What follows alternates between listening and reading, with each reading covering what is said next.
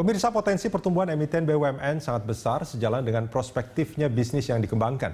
Kita akan membahas prospek bisnis dan saham perusahaan milik negara yang listing di Bursa Efek Indonesia bersama Ketua Umum Asosiasi Analis Efek Indonesia, Edwin Sebayang. Dan kita juga akan terhubung dengan staf khusus Menteri BUMN, Arya Sinulinga. Selamat pagi.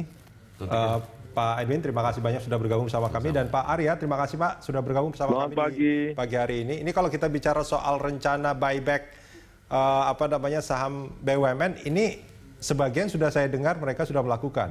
Tapi bagaimana dengan yang lainnya? Nah, saya ini. Halo, Bang Arya. Halo. Oh ya. Ya, gini, buyback itu kan ada hitungannya juga ya. Kalau kita lihat kondisi, kalau kita lihat bahwa kalau ternyata buyback yang akan kita lakukan tidak akan mempengaruhi banyak perubahan di pasar, market ya. Apalagi dengan kondisi situasi seperti ini, nanti dikhawatirkan malah itu hanya seperti ini gitu, menggarami laut aja gitu, nggak ada gunanya gitu. Makanya kami memang kemarin sudah diputuskan untuk buyback, tapi memang belum semua melakukannya gitu ya. Tapi kita menahan dulu. Mungkin karena itu punya pertimbangan masing-masing juga teman-teman BUMN-nya gitu. Oke, artinya rencana buyback ini bukan rencana absolut Bang ya, masih dilihat juga situasinya seperti apa? Gini, buyback-nya sudah dimintakan, tapi keputusan untuk masuk kapan itu tetap diberikan kepada masing-masing BUMN untuk masuk. Tapi mereka sudah diberikan alokasi kira-kira kemampuan mereka untuk buyback berapa besar gitu. Tapi pasarnya mereka akan tergantung pasar dan tergantung mereka sekali gitu. Kalau mereka lihat bahwa saat ini tidak begitu pengaruh, mereka nggak akan masuk juga gitu. Ini BUMN yang sudah siap, anggarannya mana saja nih Bang? Kan kemarin kita udah umumkan sekitar 9 ya. Ada BNI, BRI. Ada 9, ada bank-bank Himbara lah ya. Kemudian juga ada termasuk Mandiri ya di Himbara ya? PGN dan sebagainya, ada Karya gitu. Ada pertambangan, timah, Antam itu juga masuk gitu. Ada 9 ya yang sudah siap dengan anggarannya untuk buyback ya? Iya. Mungkin ada juga yang sudah buyback juga sebagian gitu. Kemarin itu. Baik.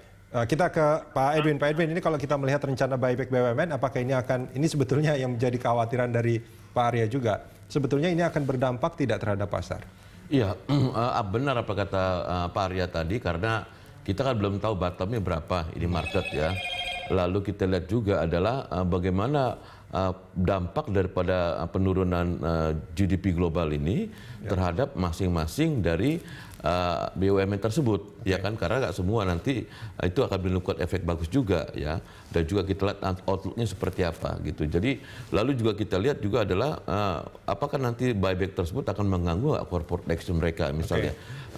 Apakah cashnya itu cukup besar untuk bisa nanti melakukan buyback dan segala macam. Jadi menurut saya sih mungkin harus lihat case per case. Dan harus lihat juga nanti dampaknya. Ini case per case dari masing-masing BUMN-nya? Yes, case per case ya, dari BUMN, karena pastinya nanti dampak daripada penurunan daripada GDP global masuk pada GDP Indonesia akan berpengaruh pada masing-masing, itu beda juga. Seperti itu. Banyak BUMN yang tadi sempat disebutkan ada 9 BUMN yang sudah siap. Paling tidak Himbara tuh, himpunan ada bank, ada tambang, ada juga tadi. Nah itu kalau kita melihat dari jenis-jenis emitennya?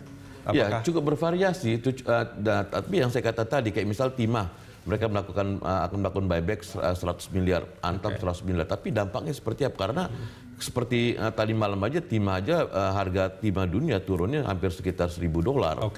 Jadi itu bukan pilihan artinya menurut Anda? Menurut saya sih nanti kalau memang sudah mereda tekanan jual terhadap komoditas timahnya itu bagus, karena kalau kita cemplungin 100 miliar ini kan juga dibagi dalam waktu 3 bulan.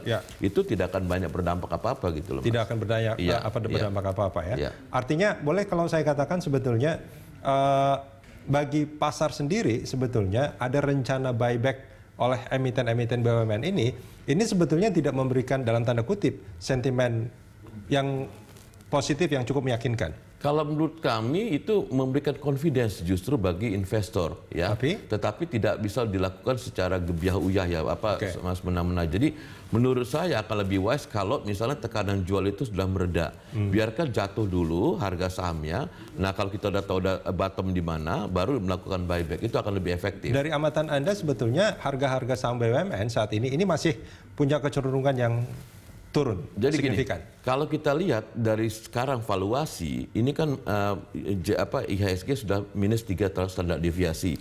Lalu kita lihat secara rata-rata juga PI sudah hampir 11 kali. Itu memang jauh lebih murah. Tapi kalau kita berkaca di tahun 2008 ketika terjadi krisis, IHSG itu turun 50-60% dari level tertinggi. Jadi worst case-nya kalau saya memperkirakan ini indeks bisa ke 3.300. Bisa sampai 3.300. Yes, kalau kita ambil misalnya kita analogikan 2008 ke 2020. Nah itu yang worst case bisa terjadi. Tapi kita kalau kita bicara worst case kan artinya sebetulnya ada alasan yang fundamental sebetulnya bahwa ini akan bisa ke sana. Nah, apakah Anda melihat ada alasan yang sama sebetulnya? Ada peluang. Karena kalau tahun 2008 kan itu lebih kepada financial crisis, tapi ini kan ini udah gabungan gitu loh.